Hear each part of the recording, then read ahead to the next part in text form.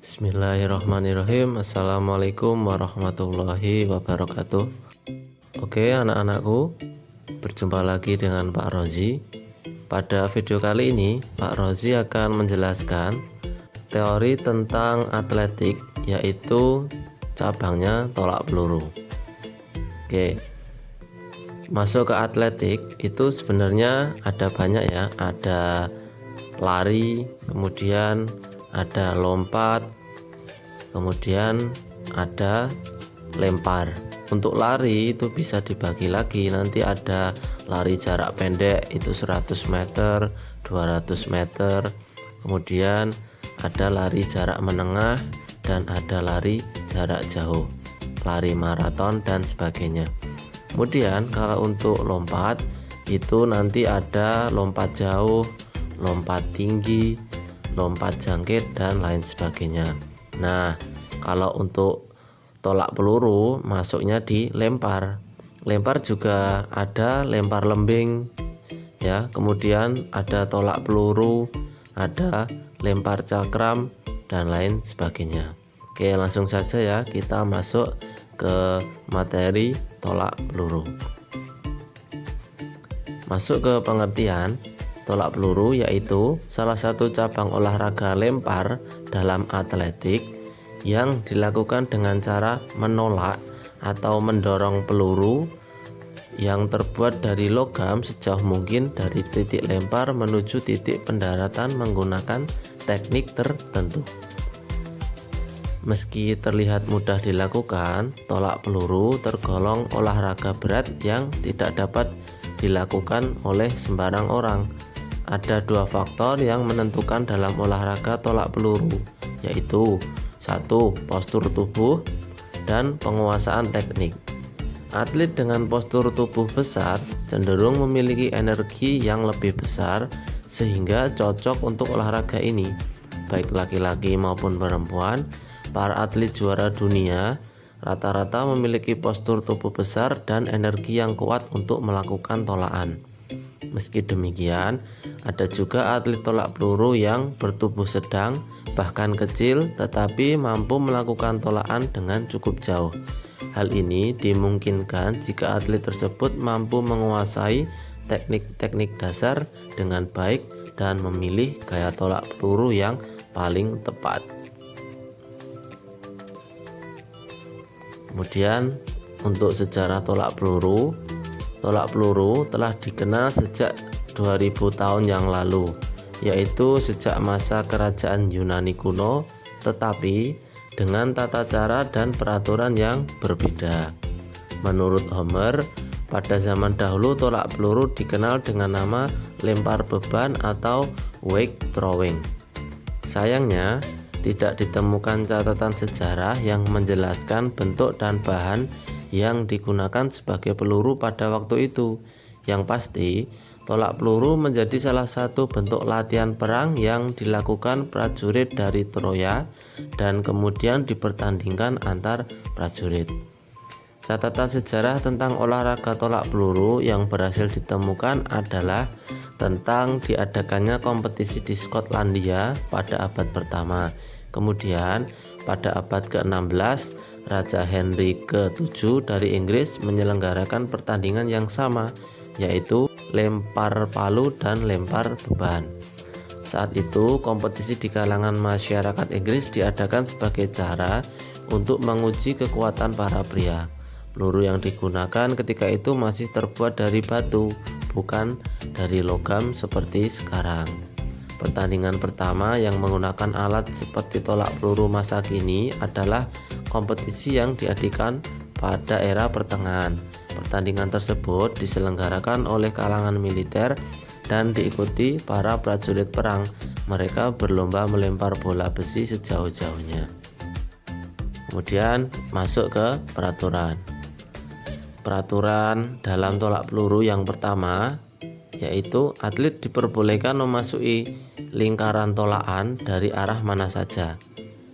Biasanya para atlet memilih untuk memasuki lingkaran dari samping dan belakang. Kemudian Yang kedua, atlet tolak peluru hanya diberi waktu selama 60 detik untuk menyelesaikan pertandingan, dihitung sejak namanya dipanggil. Jika dalam waktu 3 menit belum juga melakukan tolakan, atlet dikenakan diskualifikasi.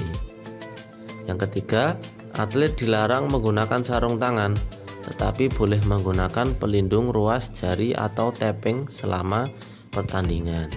Ada juga yang sebelum melempar itu memakai tepung ya, itu juga diperbolehkan. Tidak apa-apa, biar tangan tidak licin. Yang keempat, atlet harus menahan peluru menggunakan leher selama melakukan gerakan tolakan. Yang kelima, atlet akan didiskualifikasi jika meletakkan peluru tidak sesuai dengan peraturan, misalnya di belakang kepala atau di depan perut. Jadi yang benar adalah letakkan peluru itu di leher ataupun di atas bahu. Peraturan yang keenam, peluru hanya boleh ditolak dengan menggunakan satu tangan dengan posisi lebih tinggi dari bahu. Tidak boleh ditolak atau dilempar menggunakan dua tangan ya, tidak boleh. Kalau sebelum melempar dipegang dengan dua tangan masih boleh, namun ketika mau dilempar atau ditolak harus dengan satu tangan. Posisinya harus lebih tinggi dari bahu. Yang ketujuh, gerakan tolakan hanya boleh dilakukan di dalam lingkaran. Sedikit saja kakinya berada di luar batas lingkaran, atlet tersebut dinyatakan diskualifikasi. Peraturan nomor 8, peluru harus mendarat di sektor area pendaratan yang disediakan 34,92 derajat. Atlet akan didiskualifikasi jika peluru jatuh di luar sektor pendaratan atau 3 kali melakukan kegagalan. Katakanlah yang pertama gagal, yang kedua juga gagal. Nah, tinggal satu kesempatan. Kalau yang ketiga masih gagal atau lemparannya berada di luar sektor, maka atlet tersebut didiskualifikasi. Yang kesembilan, pengukuran dilakukan mulai dari lokasi tempat peluru pertama kali jatuh sampai ke tempat lingkaran. Biasanya pelurunya ini kalau jatuh akan mengecap ya atau membekas, jadi kelihatan sekali jatuhnya di area tersebut. Kemudian yang nomor 10, setelah melakukan lemparan, atlet harus meninggalkan lingkaran melalui sisi belakang lingkaran. Yang terakhir, atlet baru boleh meninggalkan lingkaran setelah peluru mendarat. Jadi jika pelurunya belum mendarat, atlet belum boleh untuk meninggalkan area pertandingan. Masuk ke peralatan. Yang pertama ada peluru. Bisa dilihat gambarnya, pelurunya seperti ini. Peluru dapat dibuat dari besi, pasir, logam solid, stainless steel, material sintetis atau polivinil. Ukuran peluru disesuaikan dengan jenis lapangan yang digunakan. Untuk pertandingan yang diadakan di lapangan indoor, ukuran pelurunya sedikit lebih besar dari outdoor. Kemudian ketentuan untuk berat peluru, untuk senior putra 7 kilo, untuk senior putri 4 kilo, untuk junior putra 5 kilo, untuk junior putri 3 kilo. Kemudian untuk lapangannya bentuknya bisa dilihat seperti ini ya. Ini nanti bentuk lingkaran. Kemudian ini adalah sektor. Jadi ini nanti arah lemparan atau arah tolakannya tidak boleh melebihi dari garis ini. Kalau jatuhnya di sini diskualifikasi. Di sini juga diskualifikasi. Jadi harus masuk di antara sektor ini. Besarnya sektor diukur yaitu 45 derajat.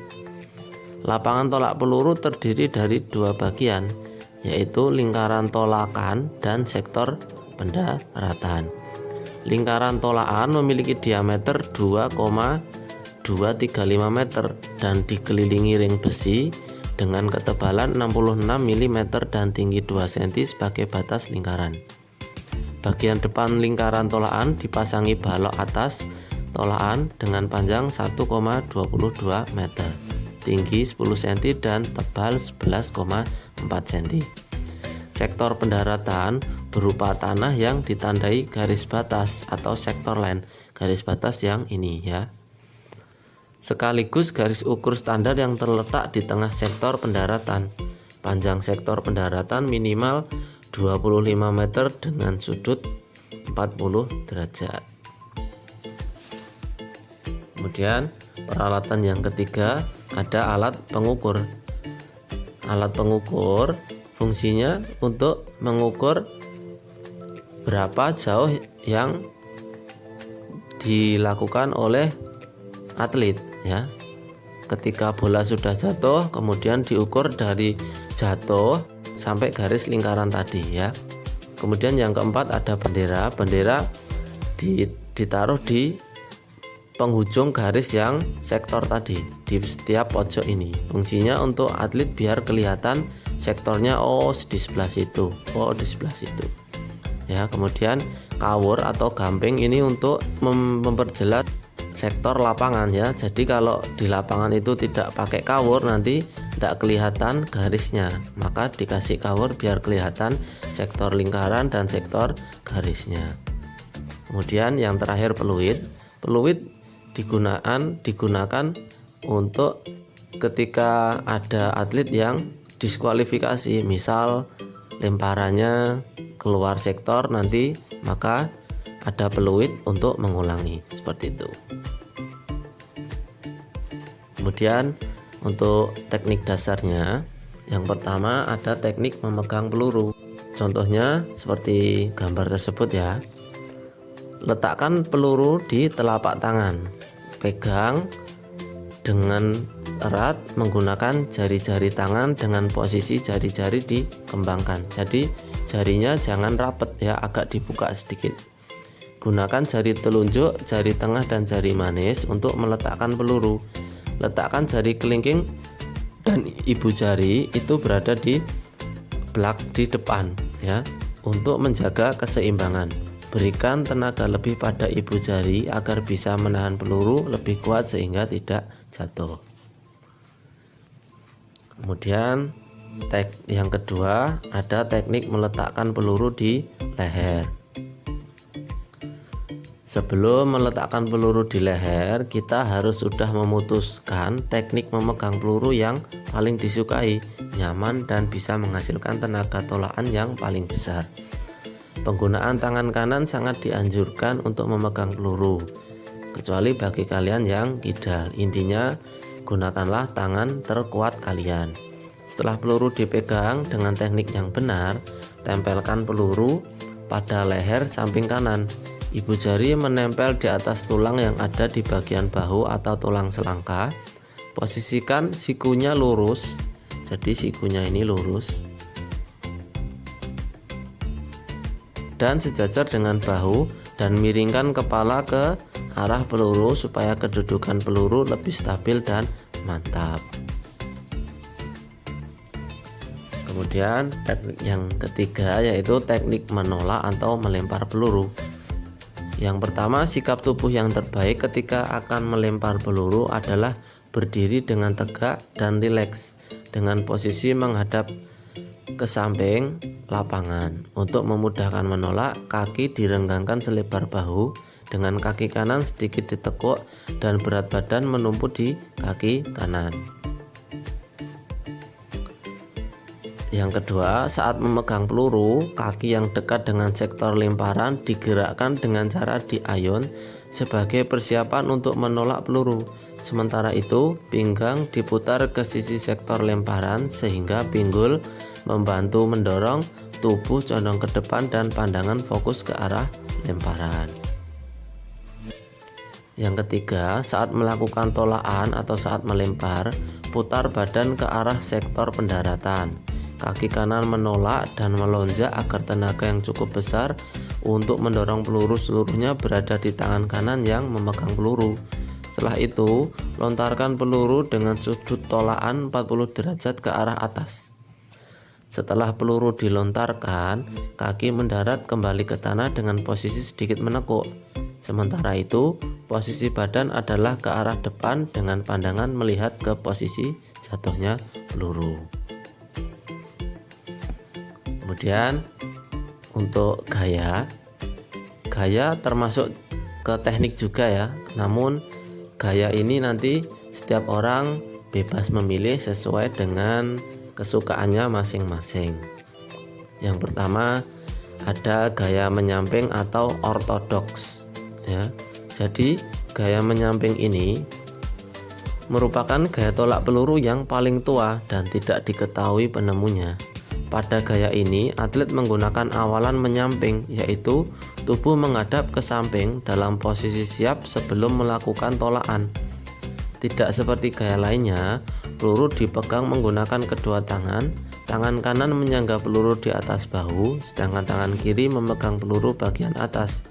Akan tetapi pada saat melempar, atlet hanya menggunakan satu tangan. Untuk gaya menyamping, jadi misalkan menghadap depan, nah untuk tolakannya nanti berada di sebelah kiri kita. Jadi kita menghadap samping tolakan. Kemudian untuk gaya yang kedua ada gaya membelakangi atau namanya O'Brien. Gaya meluncur atau glide merupakan gaya tolak peluru yang pertama kali diperkenalkan. Gaya ini sering disebut juga teknik O'Brien sesuai nama penemunya Perry O'Brien dari Amerika Serikat. Meski demikian, gaya ini bukanlah gaya yang paling populer. Pada gaya ini, atlet akan melakukan gerakan setengah putaran terlebih dahulu sebelum melontarkan peluru. Pada persiapan awal, atlet menghadap ke arah belakang, kemudian mendorong tubuhnya ke arah belakang, lalu segera menghadap ke depan dan melontarkan peluru. Oke. Untuk gaya membelakangi, jadi misalkan kita hadap depan, arah sektornya atau arah lemparannya ada di belakang kita. Posisinya setelah kita siap, kita menghadap membelakangi area lemparan. Kemudian kita nanti akan memutar setengah lingkaran baru kita melakukan tolakan. Kalau gaya menyamping tadi kita menyamping, kita arah tolakan berada di samping kita. Kalau membelakangi, arah tolakan berada di belakang kita. Oke, kemudian gaya yang terakhir ada yaitu memutar. Gaya berputar diperkenalkan pertama kali pada tahun 1972 oleh Alexander Baryshnikov, seorang atlet tolak peluru asal Rusia. Pada tahun tersebut ia berhasil memecahkan rekor baru untuk nomor putra dengan jarak 22 meter. Ciri khas gaya spin atau gaya memutar ini adalah pelempar melakukan gerakan memutar sebesar 360 derajat sebelum melakukan lemparan. Dengan cara ini diharapkan atlet memiliki momentum untuk melakukan lemparan sejauh mungkin. Gaya berputar ini merupakan gaya yang paling sulit karena selain harus fokus pada tolakan, atlet juga harus menguasai teknik berputar dengan benar. Jika tidak mahir menguasai teknik berputar, bisa-bisa arah lemparannya nanti meleset. Bisa juga nanti tidak seimbang karena kita tahu sendiri kalau berputar itu nanti bisa membuat kita pusing. Oke, untuk gaya memutar itu sama dengan gaya membelakangi. Jadi badan kita membelakangi area sektor, kemudian kita nanti bergerak memutar ke kiri, itu bisa 2 kali ya. Jadi memutar ke kiri pertama sekali putar, kemudian putar lagi yang kedua, baru nanti dilempar. Gaya ini termasuk gaya yang sulit. Jadi harus benar-benar mahir menguasai tekniknya biar lemparannya bisa jauh. Oke, itu tadi sedikit teori tentang tolak peluru ya. Mungkin anak-anak masih belum paham ya gaya-gayanya tadi itu, cara melakukannya gimana, bentuknya seperti apa ya. Insya Allah setelah ini Pak Rozi akan buatkan videonya, jadi anak-anak nanti bisa lebih paham ternyata gaya menyamping itu seperti ini toh, gaya membelakangi itu seperti ini, dan gaya memutar itu seperti ini. Jadi anak-anak nanti bisa lebih paham. Ditunggu saja videonya tentang gaya-gaya di dalam tolak peluru minggu depan. Untuk video kali ini cukup sekian. Terima kasih, kurang lebihnya mohon maaf. Assalamualaikum warahmatullahi wabarakatuh. Hey, feeling good, like I should.